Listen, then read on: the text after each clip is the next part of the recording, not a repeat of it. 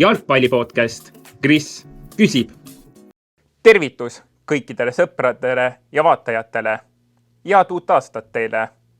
Jalgpallipodcast Kris küsib hakkab uuel hooajal panema samamoodi hullu nagu eelmisel aastal. Eelmisel aastal sain valmis 10 episoodi, see aasta ta on valmis saada vähemalt poole rohkem ehk 20 tükki. Aasta esimeseks külaliseks on mees, kes on tõeline, võib öelda, kohtunike alfaisane. Ei keegi muu kui härra kohtunik Joonas Jaanovits. Tere tulemast, Joonas! Tere, Kris! Väga hea, et võtsid vastu minu podcasti kutse. Ja minu esmane küsimus olekski legendaarne. Kuidas sa leidsid üleüldse tee jalgpalli juurde? Nagu kõik, see mõttes, et õue jalgast hakkas kõik pihta. Ma olen jalgat mänginud nii väiksest saadik, selles mõttes, et nii kaua kui mäletan. Ajasin palli taga lihtsalt ühel hetkel. Kuskil gümnaasiumi ajal, siis kui sai kuskil madalamast liigat, ma ei tea, kas sellel 3. või 2. liiga, siis kohtunikud hakkasid närve ajama ja siis läksin kohtunike kooli ja siis sealt niimoodi edasi läks, et aga ma ei tea, kui põhjalikult sa tahad, ma oma teed terve ei, sa võiksid natukene oma mängija karjäärist ka rääkida, et okay. Paljud me ei teagi seda. See oli nii, et põhimõtteliselt trenni, esimese jalgpallitrenni, kui sellises vist oli esimest korda, oli 5. klassis, ma arvan. Et ma olen nagu maakohast pärit Kose ja see kant seal. Et sel ajal ma olin Oru koolis ja seal esimest korda hakati siis lõpuks mingit jalgpallitrenni tegema. Tänapäeval on seal palju paremaid võimalusi, aga tehakse korraliku trenni, aga see minu ajal ka ei olnud. 2 korda nädalas tegime seal midagi ja pusisime. Õuejalka käis kogu aeg selle taustaks ka samamoodi, aga siis mingi hetk oli Ardu võistkonnaga, mingi koolivõistkonnaga koos mäng ja Ardut juhendas selle alva Viktor Mets. Ja siis meie mängu järgi ta kutsus mind, siis, ma ei tea, kas ta toonane oli mingi Paide FC Flora, et sinna ka trennidesse proovime. Siis kuna ma lapsepõlves siis kõik suved veetsin Türil vanavanemate juures niikuinii, siis suvi ma nagu sai mängitud seal sinu kuulus Rauno Kald oli näiteks, oli samas pundis. Et olen teatud eluetapil olen natukene ka Paide FC Flora. See oligi üks suvi, ma arvan. Ühel turniiril käisime ka, kus ma lõpuks mängisin ühes mingis teises Järvamaa võistkonnas ja väravahin üldse. Aga et olen ka Viktor Metsa käe all olnud. Ja siis pärast seda, kuna ainukene variant oligi nagu trenni teha, ma tahtsin nagu see jalgpalluri soov oli suur, et oli Tallinnas teha, kuna ma ise elasin Kosel, sealt Koselt Paidesse oli veel keerulisem käia sel ajal, kui praegu kui käia Tallinnasse, siis mingi etapi ma käisin nagu Flora noorte trennides, aga see ka väga pikalt ei kestnud, ma arvan, et ma ei tea, äkki aasta 2, sest seal esiteks olid päevad sellised, et ma läksin kodust, ma arvan, mingi 7:30 ära ja jõudsin 9 õhtul koju. Kooli bussiga tripimine, et jõuaks tagasi koju, nagu trenni ja siis koju ja see kõik tee peal bussi peal toimus söömine ja õppimine, et esiteks väga väsitav oli, siis jube palju oli treenerite vahetusi ja siis natuke kannad näitasid järgi, et minu trennid toimusid seal kohal, kus praegu on Jalkaliidu hall. Vanasti oli seal üks teine, oli ka kunstmuru väljak. Et ma täpselt, ma ei mäleta, kui pikalt ma käisin, aga ma mingi perioodi käisin, aga see oli liiga ränk ja siis ta nagu vajus ära, et siis ma käisingi seal FC Kose trennides täiskasvanutega koos käisin ja siis oligi nii, et mängisin liigat seda täiskasvanutega seal 3., 2. ja siis ühel hetkel kui kohtuniku tahaks närvi ajama, siis tekkis mõte kohtuniku kooli minna. Läksin kohtuniku kooli, aga see päris kiirelt, mingi paari aastaga nagu hakkas nagu hästi minema ja siis üks kevad ma sain kõne Uno Totkilt, et kuule, et nüüd saad top kohtunike listi, aga ainuke jama on see, et sa nüüd enam jalgpalli mängida ei tohi. Et ma arvan, et see võis olla mingi aasta 2012-13 kuskil seal kandis. Et see oli nagu raske aeg. Aga tead, tänapäevaks oled juba ära rõnnud, et valisin siis selle, et kohtunikuna tippu pürgida. okei. Aga nüüd siit ongi hea võtta siis järgmine teema ja järgmine küsimus kohe, et kuidas täpselt siis sinust see kohtunik saigi? Täpselt see on selle ajal. Et ma pean nüüd silmas, et sa rääkisid selle päris alguse ära, aga need esimesed nüüd konkreetsed mängud ja see nagu esimene see start, kuidas see kõik siis alguse sai? See läheb selles mõttes väga loogilist rada pidi, kõik kohtunikukooli läbi. Noh, tänapäeval on ta teistsugune, kui ta minu ajal oli, aga igal juhul oli siuke, ma ei tea, 6 aega kestev. Käisid 2 korda nädalas äkki käisid Tallinnas koolitusel. Seal kõik reeglid õppimas ja õppes mingi praktikaga. Ja kui see läbi on, siis hakatakse sind vaikselt panema lihtsalt väljakule, et kõigepealt alustada abikohtunikuna, et sa kohe ei lähe vilistama. Et kui sa abikohtunikuna saad juba hakkama, siis mingi hetk antakse mingi noortemäng või midagi, et see niimoodi vaikselt kasvab see asi, et step by step nii-öelda. Okei, selge. Aga mäletad sa ka oma kõige esimest mängu kohtunikuna? Peakohtunikuna just nimelt. Peakohtunikuna, ühesõnaga ma peast ei oleks mäletanud, aga ma vaatasin üle selle. Mu kõige esimene mäng üldse oli abikohtunik. Seda oli ka huvitav vaata, see oli U17 eliitliiga mäng. Ja lihtsalt fun oli see, et vaatasin sealt ühel pool mängis, oli Levadia ja Kalevi mäng. Levadia eest mängis Trevor Elchi näiteks. Ja Kalevi eest mängis Martin Kase. Minu kõige esimene mäng üldse kohtunikuna, et seda oli huvitavad.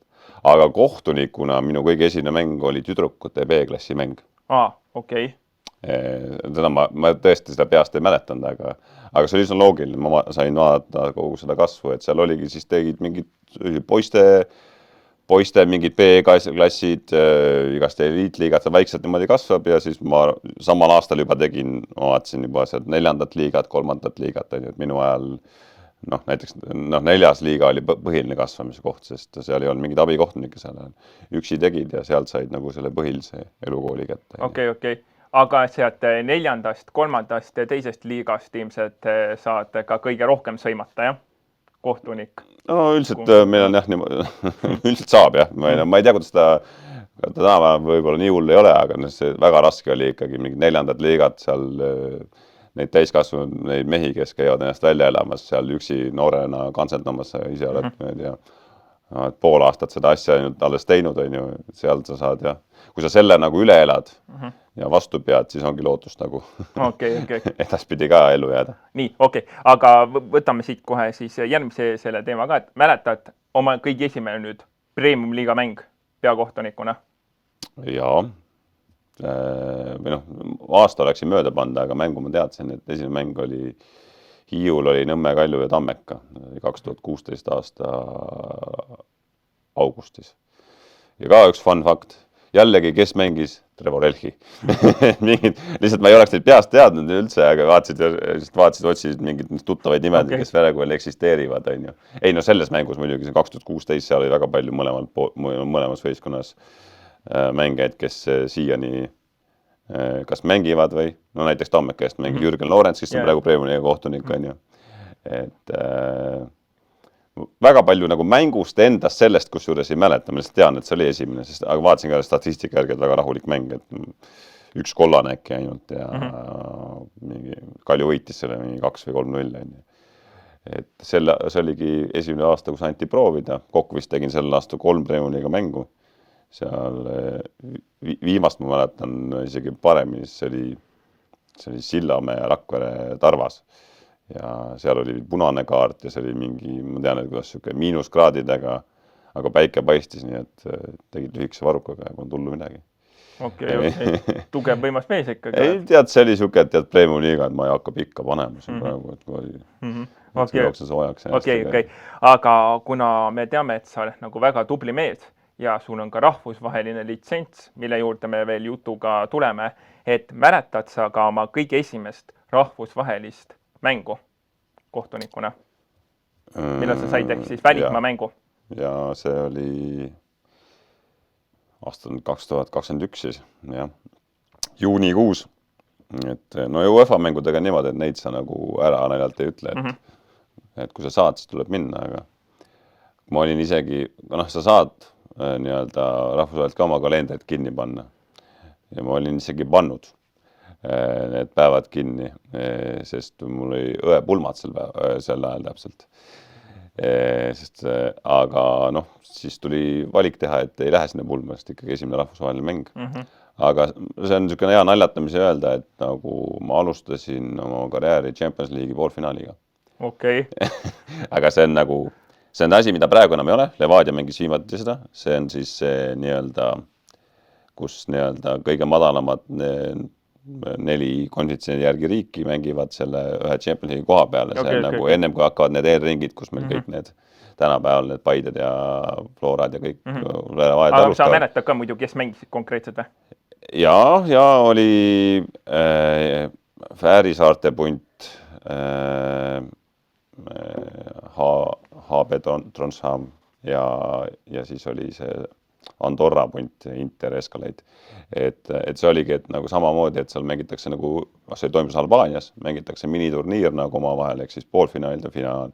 Ja see, kes võidab, see saab siis sinna Champions League'i eelringidesse mängima.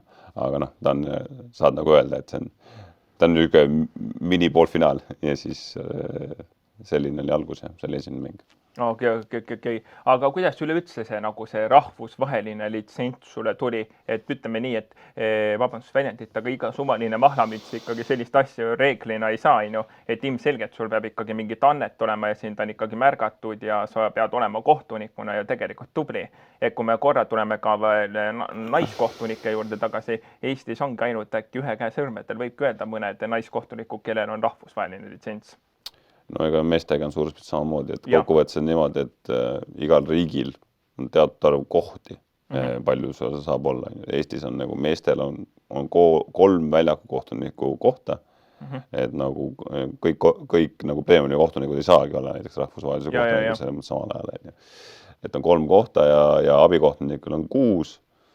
Naiste numbri ma jään praegu palju meil kohti on, ma arvan, et on 2 väljaku oma ja siis meil on isegi kõik kohad on täitmata, et tegelikult saaks nagu rohkem olla.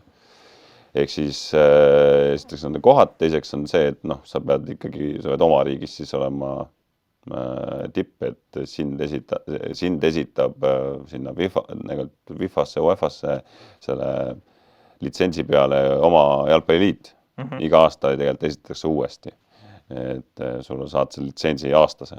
Et 1 aasta on see litsents, siis iga aasta lõpus on uus esitamine. Et oleneb su nagu sooritustest väljakul, aga jah, loomulikult sinna, ehk siis sinu suures pildis esitused Eestis nagu siis selle järgi otsustatakse, kes siis sinna FIFA kohtunikuks saavad. Okei.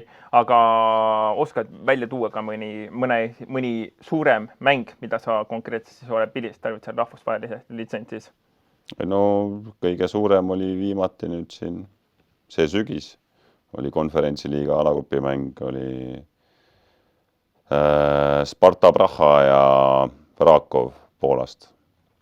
18 000 pealtvaatajat. Et Eestis seda ju kunagi ei koge, et siiani nagu ütleme kõige suurem mäng. Väga äge atmosfäär, äge kogemus. Aga ma loodan, et suuremad, kogu aeg tuleb suuremaks, ma loodan, et tuleb neid suuremaid juurde. Praegu on see, ma ütleks. Okei. Aga sul oli ka hiljuti tegelikult üks teistsugune mäng, kus mängi noored mehed ja see oli Real Madrid ja Manchester City. Räägid äkki natuke sellest ka?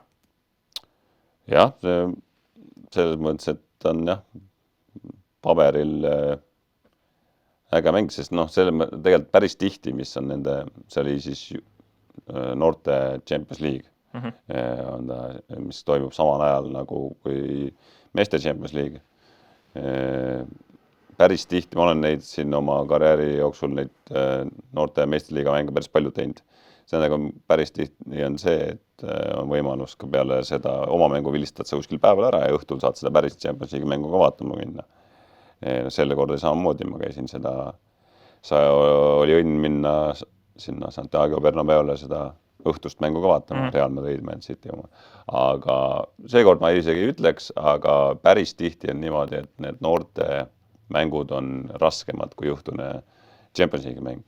Sest nagu mulle meeldib öelda, nad on nagu meeste kehadega lapsed, et selles mõttes, et kehad on nagu välja arenenud, aga pea veel ei võta nagu nii hästi, on ju.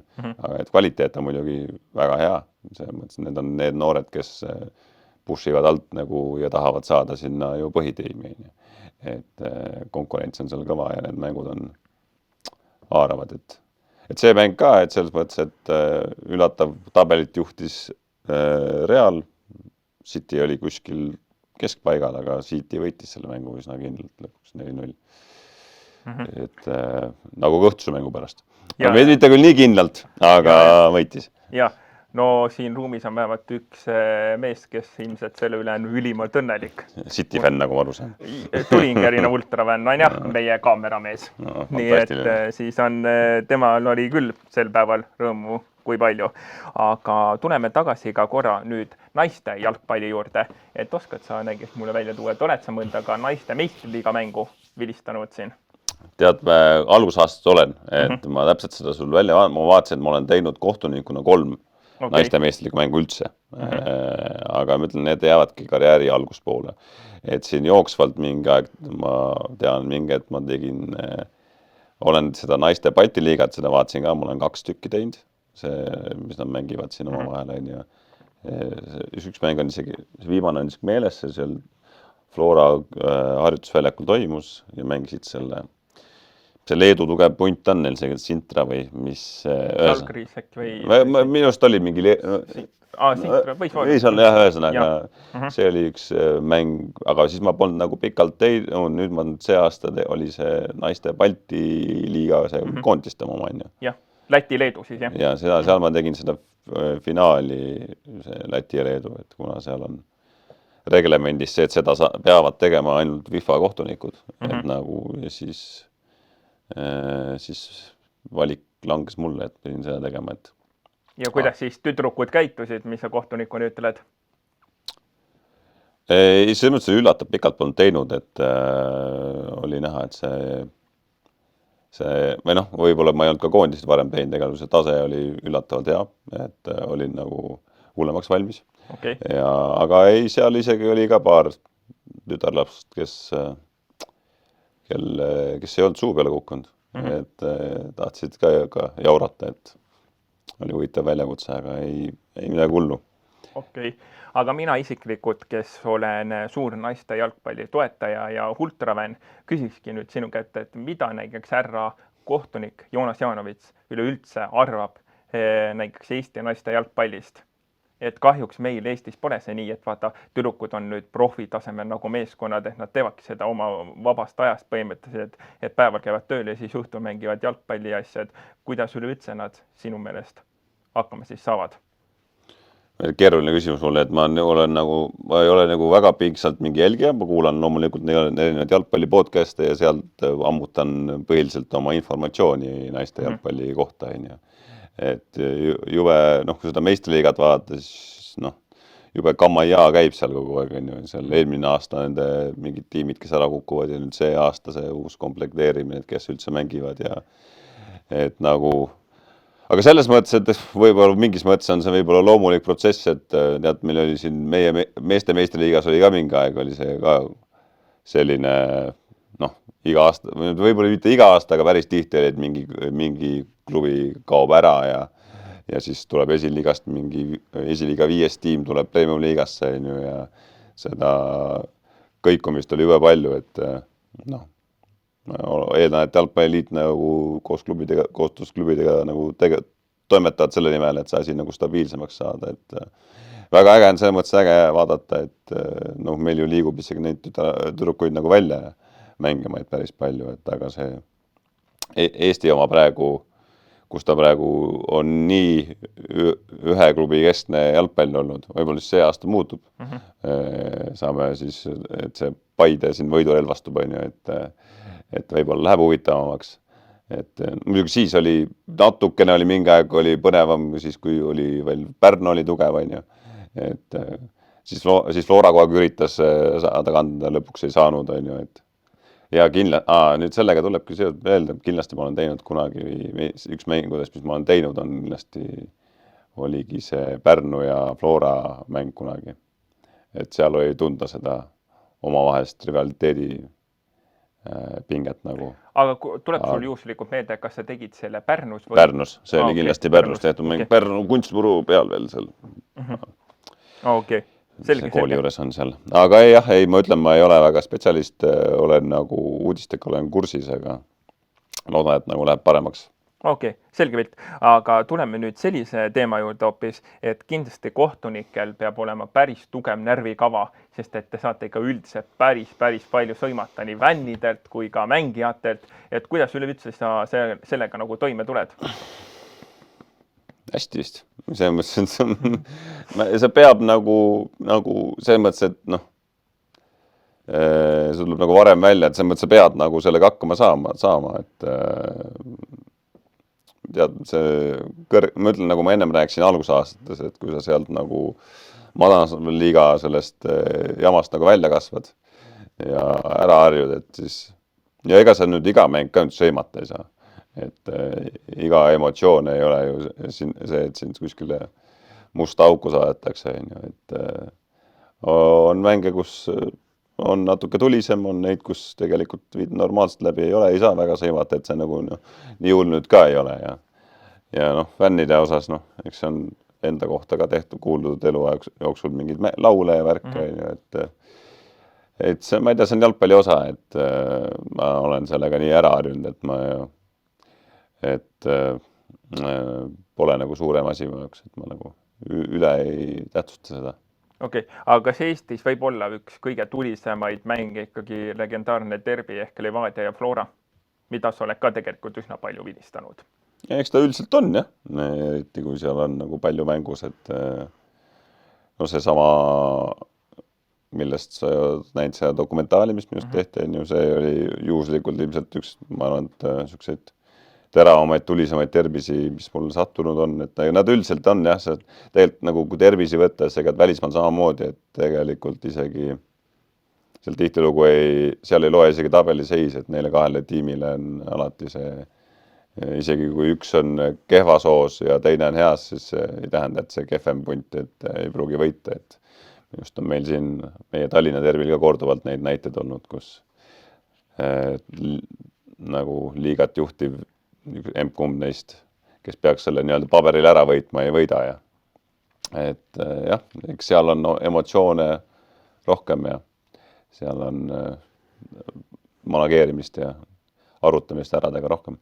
Okei.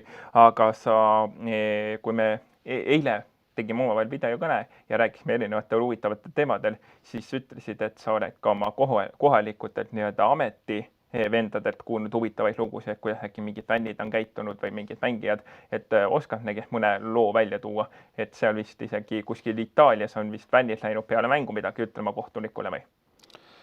Ei vaata Eestis siin naljalt nagu, kus vennad võivad sul mängu ajal seal väga närvis su peal olla, aga järgmine päev linna peal kokku vastu tuled, siis keegi seal nagu sõimama ei hakka, et meil seda ei ole, aga jah,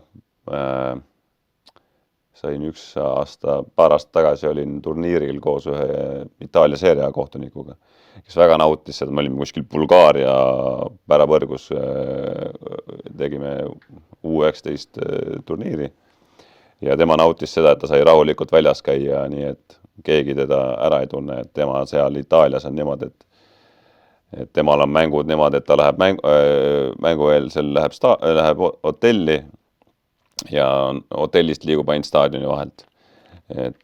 Ja kui ta õue läheb, siis ta läheb väga varjatult, et maskeerib ennast põhimõtteliselt ära. Et ühe korra ta proovis, et mängupäeva hommikul tahaks natuke jalutada, et okei, et ma ei taha ainult hotellis olla, et lähen teen ümber hotelli väikse tiiru.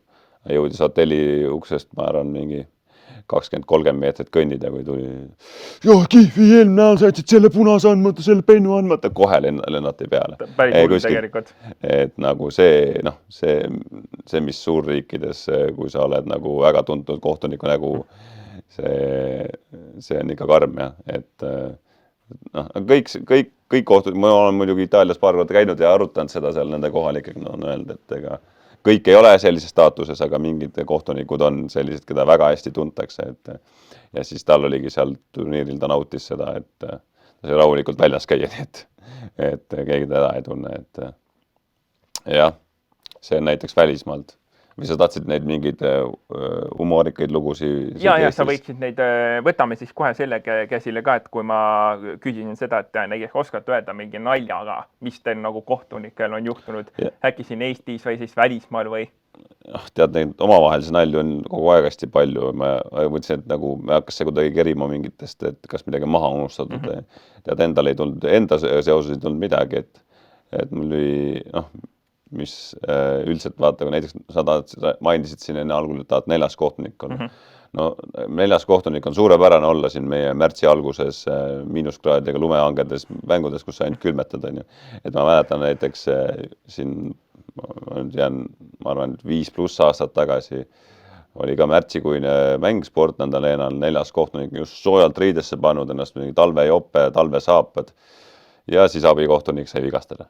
Ja siis see, kus seal läks nagu, see on kõik videos, kus filmitakse, kuidas seal läheb riiete vahetuseks, et sa pead ennast valmis panema, et see ongi tegelikult see, miks 4. kohtunik tegelikult peab sisuliselt olema tegelikult puutsad jalas, dress seljas, et valmis sellega, et kui midagi väljakul kellelegi juhtub, sa pead välja vahetama. Et see oli nagu päris humorikas, aga mis lihtsalt mingi mängijatega suhtlusest rääkida, mis tuli mul, ei ole ka minuga seotud, on üks endine Premium-liiga kohtunik, mis on võib-olla lihtsalt, mis on niisugune folkloor juba meie seas, see on ka ammu, ma olen 10 aastat tagasi juhtunud olukord, nimesid ei nimeta, aga oli mängu ajal üks jutupaunik, kes kogu aeg jutustas ja kogu aeg tahtis nagu nõu anda, et nagu millal viga on ja et kohtunik vilista, et vilista viga on. Ja siis kohtunik vilistabki päris tihti, mõnikord ta teeb väikse pausi, et vaadata, kas tuleb edu või midagi. Ja siis, et kohtunik küsis, et mida sa jaurad siin kogu aeg, ma vilistasin. Ja, ei väga hea, ma tahtsin lihtsalt nõu anda, aidata. Ja siis natuke läheb mööda, sama mängija paneb ääre pealt, tahab panna krossi või senderdust kasti. Ta läheb täiega üle jala, täiesti võssa. Siis kohtunik läheb sama mängi juurde.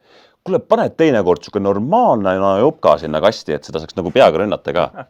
Lihtsalt tahtsin sulle nõu anda. Et see mängija rohkem nagu nõu ei tahtnud kohtunikule anda. Okay. Et need on nagu, et selliseid lugusi on nagu, et nagu kuidas väga jutukaid mängeid nagu paika panna, et nagu teie tahate nagu targutada meie töö üle, aga teile ei sobi see, kui meie hakkame teie üle targutama, et üldiselt lassi üks tegeleb oma asjadega. Super. Nii, aga kuidas sa üleüldse ennast näiteks vormis hoiad? Trenni teen. Ja, aga konkreetselt, mis asju sa teed? Käid sa siis jooksmas, jõusaali ja mingid süksed asjad?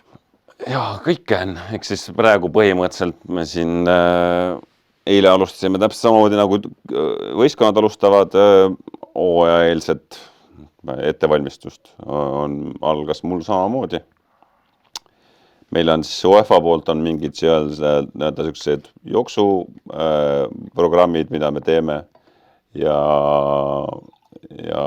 Aga minul on juba aastatega ma kombineerinud ja ise nagu välja kujunenud need asjad, mis ma teen. Et hooajaeelte valmistus näiteks. Võin sulle sellest nädalast rääkida, eile alust 6 ärkasin, 6:45 esimene trenn oli sprinditrening ja siis peale lõunat läksin jõusaali. Täna hommikul oli HI treening, samamoodi 6:45, tulin siia, siis olen ära, siis lähen jõusaali. Et siis mul on kolmapäeval samamoodi jooksutreening hommikul, peale lõunat jõusaal. Siis neljapäevati hommikupoole teen kas ujumist või ratast, käin sõitmas. Ja siis õhtuti on meil kohtunike ühistreening, mis meil korra nädalas on, kus me mõniga koos teeme. Seal ilmselt hooaja ettevalmistuses toimub, see on ka suke kõrge intensiivsusega treening. Aga siis ma hakkan vaikselt nädala mõikast koormust maha võtma, reedel on jõusaal ja laupäeval üldiselt suke mingi pikem, rahulikum, kas jooks või suusk või midagi, et samamoodi. Ja pühapäeva ma teen jätan vabaks. Ja suures pildis nagu hooaja jooksul ta on sarnane, lihtsalt seda hakkavad rohkem mõjutama mängud. Et kui mul on mäng, siis ma, võib-olla ju kolmapäeval mäng on ju, siis ma kindlasti ei tee, siis teisipäev on rahulikum, ei ole, kindlasti ei tee 2 trenni, on üks rahulik mängueelne treening või midagi sellist. Et trenni nagu eriti Premium-liiga tasemel tuleb nagu palju teha, sest noh, me peame kogu aeg kaasa jooksma ja meie eesmärk on nagu, milleks me trenni teeme, et nagu on see, et nii-öelda me ei tohi nagu punasesse joosta ennast pealt, et nagu kui sa punasesse jooksed ennast, see tähendab, et sa oled kehvasti treenitud ja siis sa ei suuda ka teha mõistlikke otsuseid, su pea ei tööta normaalselt, et me töötame siis selle nimel, et pulss ei läheks liiga kõrgele ja kui ta läheb, siis ta kukuks võimalikult kiirelt alla. Et see on ka põhjus, et loomulikult kui keskmiselt kohtunik väljakul jookseb olenevalt mängust 10 pluss miinus, on ju. Aga need tuleb kõik joosta niimoodi ära, et mitte, et sul keel ripakil oleks. Okei, aga mida sa näiteks teed enne ja peale mängu? On sul näiteks mingi konkreetne traditsioon juba, et näed enne mängu näiteks teen, ma ei tea, ütleme, puhkan, magan, ma ei tea, umbes äkki tulen, loen, ma ei tea, 2 sõna raamatust mingit asja. Mida sina konkreetselt teed enne mängu ja siis peale mängu? No, mängupäev see natuke sõltub ka, mis ajal mäng on. Ideaal sobib mulle, et on õhtupoole. Mingi 6-7 on nagu parim, siis sa saad nagu teha maksimumi, aga noh, hommikul ärkad üles, klassikaline kohvi ja hommikupoole jääb mul nii-öelda see mängu ettevalmistus, et natuke ikkagi vaatad üle noh, mõlema tiimi kohta midagi, nende viimased mängud, mingid asjad, siis ettevalmistad nii-öelda mängueelse koosolek oma tiimiga kohtunigi, mida neile see mäng rõhutada, mida sellest mängust oodata. Selle teed ettevalmistuse ära, ütleme, nagu võtad üsna rahulikult seda päeva, et meeldib siis teha väike jalutuskäik, käia söömas, kuskil seal lõunapaiku tagasi. Ideaalne oleks, et tagasi tulles saaks mingi 1,5–2 tundi magada. Siis on juba oma brigaadiga saan üldiselt 2:15 enne mängu kokku kuskil kohvikus. Siis me arutame läbi mänguasjad, mis täna ees ootab, oma koostööasjad. 1,5 tundi enne oleme staadionil, vaatame staadioni üle. Noh, mingid riietusruumis me kuulame muusikat, kellel mul nagu väga kindlaid nagu seal riietusruumis mingid rutiine peale muusika kuulamise ei ole. Soendus ja siis läheb peale. Et see on niisugune klassikaline, et see oluline on võimalikult värske ja puhanud olla mängule minnes. Peale mängu, lihtsalt meil kohtunikel on traditsioon, et see on muidugi 4. kohtuniku vastutus. Hästi kõige olulisem ülesanne 4. kohtunikul on tegelikult see, et peale mängu oleks siis, kui vaatleja on ära käinud, et saaks ühe külma õllega teha. Et okei, kõik ei joolud või tahab siidrit või midagi ja kui on vaja, kui autojuht on, siis tema peab alkoholivaba õllega lipima. Aga see on niisugune iga mäng on nii-öelda pidupäev ja seda tuleb selles mõttes riietusruumis vähemalt sellel määral nagu teistada. No jah, see on üks. Aga siis edasi jah, ega mis peale mängu järgmine päev üldiselt on sama mängu analüüs. Et ta tuleb küll meil sinna rehpelisüsteemi ka, aga see aasta ma olen ka kõik mängud ise algusest lõpuni läbi vaadanud peale mängu. Okei. Aga räägi sellist asja, et mis on näiteks sul isiklikult top 3 mingit mängu, mis sulle on nagu kõige rohkem meeldinud, mida sa oled pildistanud? Kokkuvõttes ma mõtlesin selle peale, et lõpuks nad ikkagi, nad tekivad ikka viimasest aastast. Et eriti kui sa oled selline, minu puhul siis nii-öelda ma endiselt arvan, ma olen niisugune kasvav kohtunik, et ta on ainult suuremaks ja suuremaks, et Eestis kindlasti oli karikafinaal, väga äge, et see stsenaarium ja seal juhtus palju ja et see oli mänguliselt väga äge. Siis kindlasti see mäng, mis ma juba mainisin, see konverentsiliiga alagrupimäng ja kolmandaks oli au teha siis Soome ja Andorra ja sõprusmängu, mis oli ühtlasi kes Teemu Puki lahkumismäng. Et see oli väga emotsionaalne mäng, et kus soomlased oma sangarid, kes on nagu Premier League'is mänginud ja nende jaoks väga suur kuju, ära saatsid, et see oli ka, ma ütleksin, et selle aasta suuremad, mis nagu kohe meelde tulevad niimoodi. Okei, aga tuleme korra veel sinna kohtunike juurde tagasi sellise jutuga, et kui näiteks isiklikult on sellest juttu ka seal Kolibeti saates, et kui kellegi näiteks jääb silma mingi noor talent või näiteks mingi naistalent, et kuidas siis see teadaandmine või see omavaheline jutt teil hakkab käima näiteks? Tänapäeval on meil niimoodi, et meil on üldiselt meil on Eesti on nagu 4 regiooniks jaotatud ja igal regioonil on juht, kes nagu tegelikult kõige paremini kursis on mingite talentidega või kellel on sära silmis ja kes nagu jagavad. Ja siis neid käiakse ka aeg-ajalt vaatamas.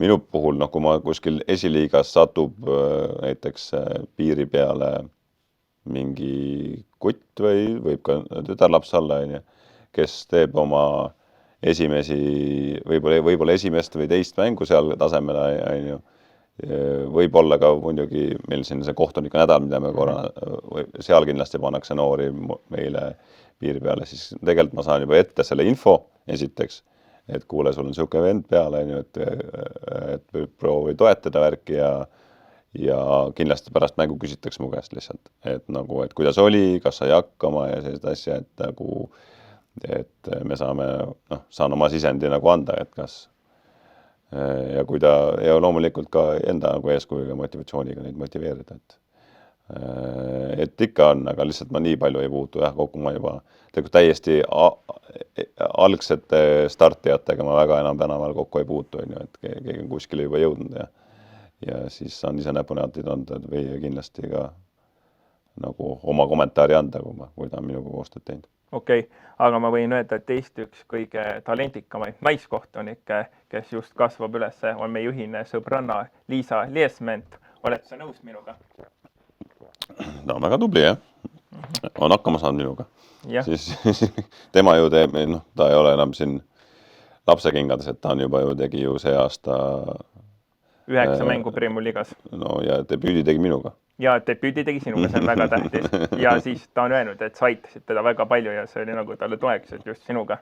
Ega ongi samamoodi, kokkuvõttes on ka need, kes teevad Premium liigas oma esimesi mänge ja samme, et seal üritaksegi panna nii, et sul oleks mingid kogenemad kohtunikud kõrval, kes eks sul paratamatult on teatud teistsugune närv sees, et see on uus etapp, uus step su elus, et tulebki toetada ja püüda need üleliigsed pinged maha võtta, et üle ei mõtleks, et kokkuvõttes on jalgpall ja tegelikult on nii, et mida kvaliteetsemat jalgpalli sa vilistad, seda lihtsam seda teha on. Aga ma küsiksin tegelikult üht asja, Joonas, minu käest, et sinagi sa kogenud 2 asja ei tule. Kohtunik nüüd. Aga kui reaalne see saaks olla, et ühel hetkel näiteks Eestis oleks Premiumi liiga mängul ainult naiste brigaad tulekski? Ma mõtlen, kas see pole ära tehtud? Peakohtunik näiteks, äärekohtunikud ja nüüd siin nagu 4. kohtunik. Et okei, kui see ongi ära tehtud, aga siin nagu lähiaja jooksul, et kas võiks olla näiteks, et siis ma arvan, et see abikohtunikega variant on ära tehtud, sest Reelika Turi mingi aeg viis Premiumi liigas ja siis ma arvan, Karolin 1, ühesõnaga ma arvan, et see on selline variant on ära, võib-olla isegi 4. Sa võtad nüüd järgmist korda või? Jah. No järgmine aasta kindlalt ei tule, võin öelda. Aga ei, selles mõttes, et ma tean, et see naiskohtunikega tegeldakse ja nooremaid talente nagu paistab ja seda välistada ei saa, aga eks seal kokkuvõttes on see, et seesama nagu meie naiste jalgpalliga, et neid on kokkuvõttes on need, kes meile võiksid nagu kohtuniks tulla, head kohtunikud tulla, need on samad, kes meil tegelikult siin on väga, meistriliigas võib-olla palli mängivad, et see konkurents on nagu samadele mängijate vahel põhimõtteliselt, ja kui sa tahad seal nagu kahjuks või õnneks või paratud, seal ei tehta mingeid erandeid, et kui sa tahad nagu Premium liigas kohtunik olla naisena, siis sa samamoodi ei saa mängida nagu mina ei saa jalgpalli mängida kuskil liigasüsteemis, et ei saa ka naised, et nad peavad selle valiku ühel hetkel siis tegema lihtsalt, et nad ei mängi enam, kui nad tahavad teha karjääri kohtunikuna. et ma kindlasti ma ei välista seda, aga ma hetkel lähiajal ei näe seda veel juhtuma, aga see võib kindlasti ja mingi olla. et ütleme nii, et vaata vahetevahel see aasta päris palju tegelikult ma nägin naiskohtunikke, just nimelt ärakohtuniku täna. Toome kas või hea näite selle Liisa koha. Ei no meil ju Premium Liigas on, meil on Liisa ja meil on Sandra, kes praegu Premium Liigas toimetavad, aga meil ei ole väljakohtunikku. Vahva ja lahe olekski see, kus ta oleks väljakukohtunik, üks nendest on näiteks peakohtunik konkreetselt. Ja vaata, kui kihvt ja pull oleks niisugune, et türukud läheksid sellist asja tegema üleüldse seda kõige esimest tervimänguna. Levadia Flora, vaat seal oleks. No, sinna läheb veel väga palju aega. Aga miks ka mitte kunagi? Ei no välistada me ei saa midagi, aga see on, ma arvan, veel kaugem tulevik. Ja. Nii, aga siis oleks senine asi, et kas Joonas Jaanovitsil on plaanis kunagi lüüa Kristo Tohveri kõik rekordid üle? Ei noh, plaan ja unistus on ikka, aga see, kas see juhtub, seda kõik rekordid niikuinii ei löö ilmselt. Sest Kristo on ka, ta on nii kaua juba toimetanud, näiteks mingi Premium Liiga mängude arvu ilmselt, ma peaksin 60-seni vist vilistama, et tema mängu üle näiteks teha, aga ei, Euroopas kindlasti on siht nagu selle eest, et step by step teha, jõuda kokkuvõttes kunagi kaugemale, kui tema on jõudnud, et eks iga noorem generatsioon peabki sihtima endale selliseid eesmärke, et eelmiste omasid üle lüüa. Okei, aga teil on ka vist nüüd senine küsimus, et ütle see konkreetne üks mäng, mida sa päris kindlasti tahaksid elu jooksul vilistada. Või näiteks mingid konkreetsed klubigi kas või välja tuua? Ei, niimoodi. Lihtsalt, võib-olla lihtsalt, kui sa oled ise käinud, et üks ägedamaid pealtvaatajana näiteks Feyenoordi kodustaadion, et seal kindlasti tahaks mängu teha, sest just selle atmosfääri pärast, et seal pealtvaatajana samamoodi ühe Champions League raames, mänguosa raames sai käidud. Aga ei, see mõttes, et eesmärke ma panen endale nii-öelda step by step, et praegu on nii, et tegelikult, kui sa, sama me enne rääksime sellest rahvusvahelisest kohtunikust, see on põhimõtteliselt, kui sa saad rahvusvahelisest kohtunikuks, siis on see täpselt sisuliselt sama asi, kui sa lähed Eestis praegu kohtunike kooli. Et nüüd lihtsalt rahvusvaheliselt sa oled mitte keegi rahvusvahelisel tasemel. Keegi, kui sa tuled, eriti kui sa tuled Eestist. Kui sa loomulikult, kui sa kuskilt Inglismaalt või Saksamaalt või kuskilt hakkad rahvusvaheliseks kohtunikuks, siis sind juba teatakse. Ehk siis ronin seal praegu, et eesmärk on praegu seal nii-öelda kategoorias tõusta, sest samamoodi on ka rahvusvahelisel vahel erinevad kategooriad. Ja siis Euroopa Liiga alagrupp, Champions Liiga alagruppi tahaks kindlasti ära teha, sest see on asi, mida ükski Eesti kohtunik ei ole veel teinud. Et praegu need on niisugused esmased eesmärgid. Edasi mõtleme, kui need on tehtud, siis võib edasi mõelda suuremalt. Okei. Ja siis nüüd hakkavadki lõpuküsimused juba tulema, aga üks selline on kindlasti ka, mida ma tahan küsida, et teil teatud pundil kohtunikel on saanud üks vahva traditsioon, et kui toimub uus aasta, siis te jooksete. Räägi sellest natuke lähemalt. See on äkki 2021 algatatud traditsioon. Ilmselt siis COVID-aega kuidagi sellega seotud. Igal juhul see algataja oli praegune abikohtunik Premium Liigas Veiko Mõtsnik. Ehk siis me jookseme 1. jaanuar, kuna 1. jaanuar on kõigile siuke taastumise ja siuke 0 päev enamus inimestele, siis meil teatud pundil on traditsioon nüüd sekkinud, siis iga aasta me jookseme selle uue numbri. Ehk siis me jookseme nüüd, see aasta jooksnud 2026, et me jookseme viimast 2 numbrit. Ehk siis 21 alustasime ja see aasta jooksime 26 kilomeetrit.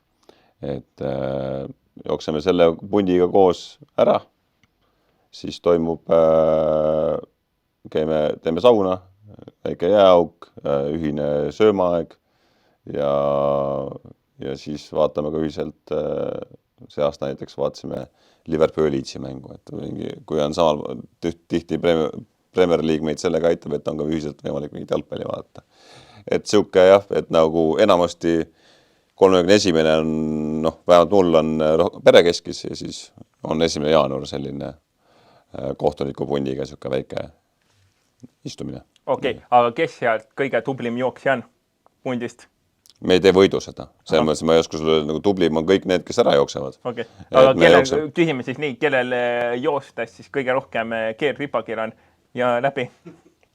Tead, meil on juba see aasta mingid vennad, kes lihtsalt juba nagu on nõrgad ja nad ei jookse tervet distantsi. Teevad mingid lühema versiooni, et nende jaoks liiga palju.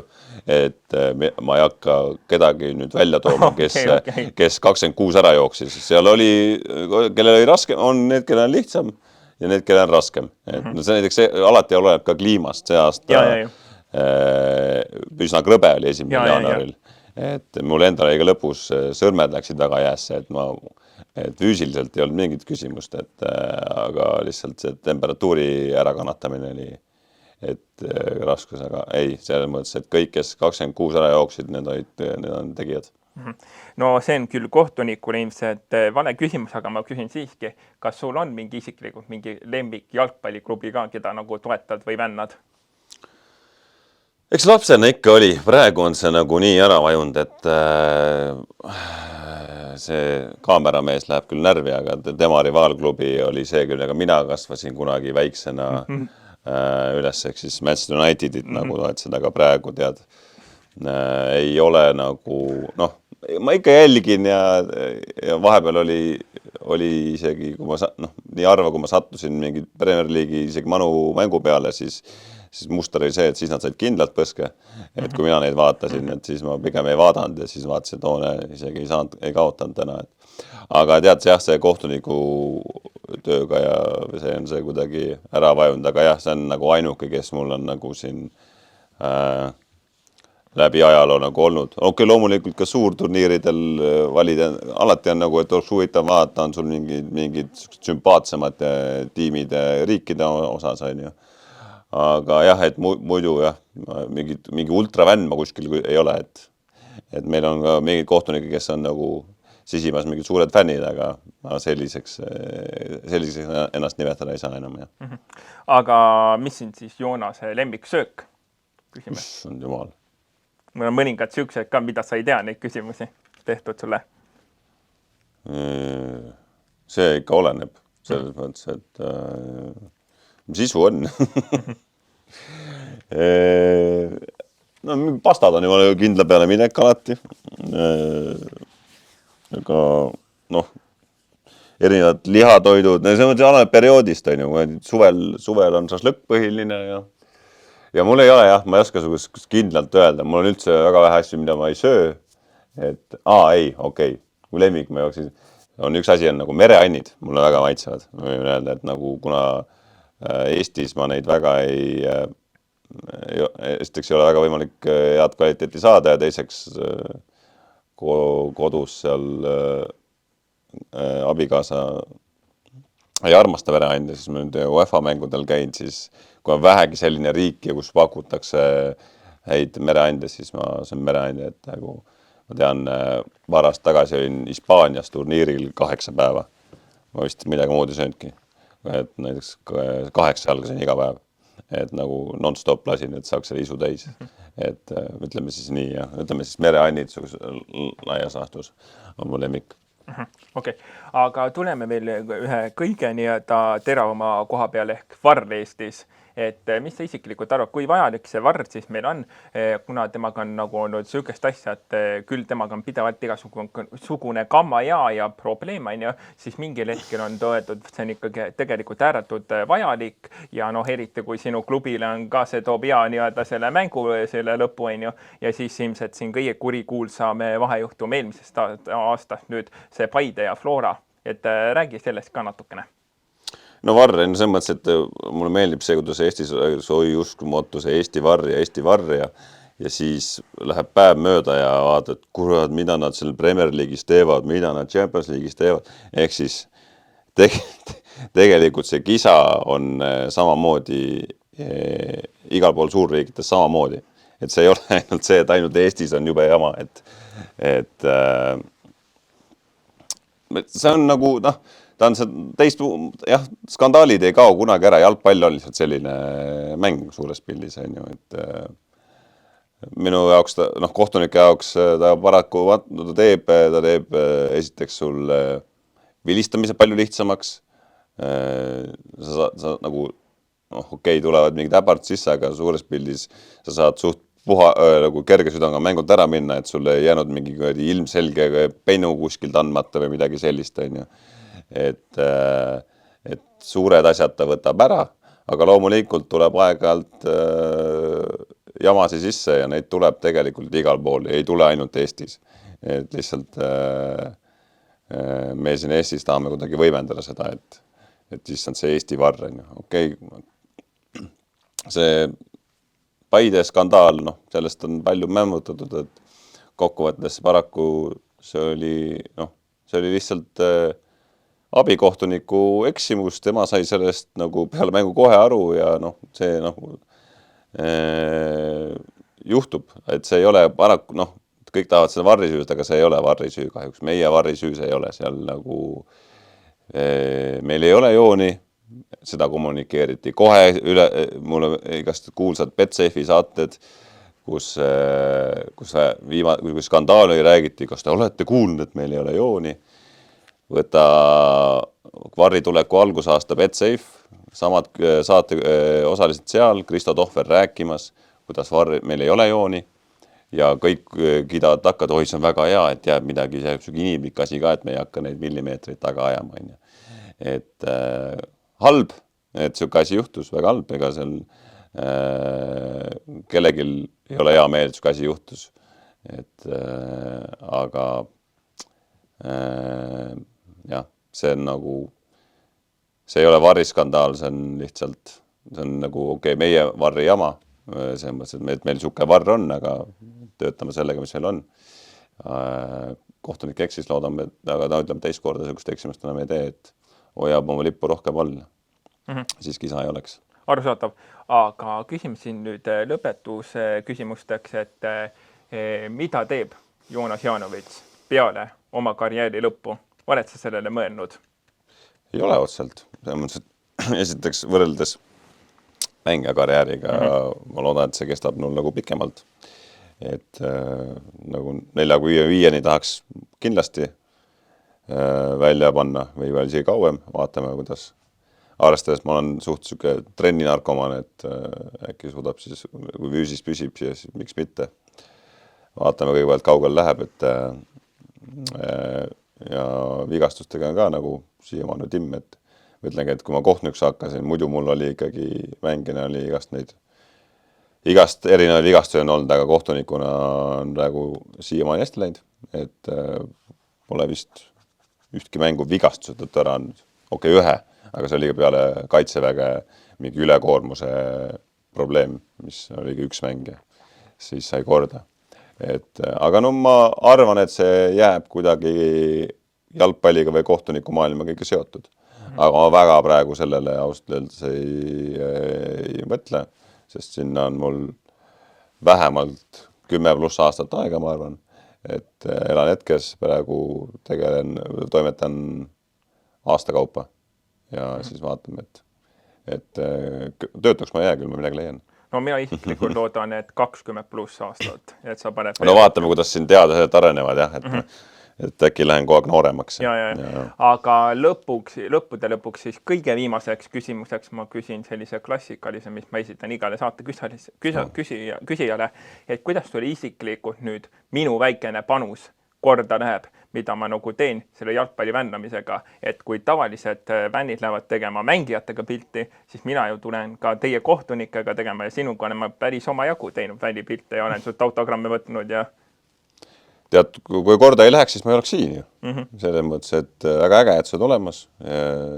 Sellised inimesed peabki olema ja tulebki hinnata selliseid vänne meie siin väikses konnatiigis, et loodame, et sinusuguseid tekib juurde, et sa oled äkki siuke hea eeskuju, et kerkiks veel Kris Murrose juurde. et ainult positiivne, et see, kuidas esiteks just see naiste jalgpalli promomine sinu poolt ja muidugi Paidel on väga vedanud, et neil selline ultra on, et sa trummide taga juba käid või ei käi veel? Vahetevahel käin trummiga löömas, aga üldiselt ma olen lipu ja asjaga ja ma teen seal täelt ja igasuguseid. Et on vaja, et sul Paidesse veel suuremaks ajada, et oleks nendele Flora ja Kalju fännidele üks suur Paide, Kurro, Kris Murro sugune rühmitus juures, kus oleks rahvast juurest, et pane samamoodi edasi. Väga tublevad. Jah, aga aitäh sulle, Joonas. Ja sellega ongi hea kokku võtta meie tänane podcast. Tänaseks meie saatekülaliseks oli Joonas Jaanovits ja ka esmalt, kui me lõpetame podcasti, tahan öelda, et palun minge hakake meid followma YouTube'is, Instagramis ja Facebookis nimega Kris küsib ja jääge ootama, kes on meie järgmine saatekülaline. Tänaseks oli selleks ei keegi muu kui võimas jalgpallikohtunik Joonas Jaanovits. Fantastiline. Ja jääge ootama nüüd, kes on järgmine. Tšau! Jalgpallipodcast Kris küsib. Automaton OU Graphic Solutions.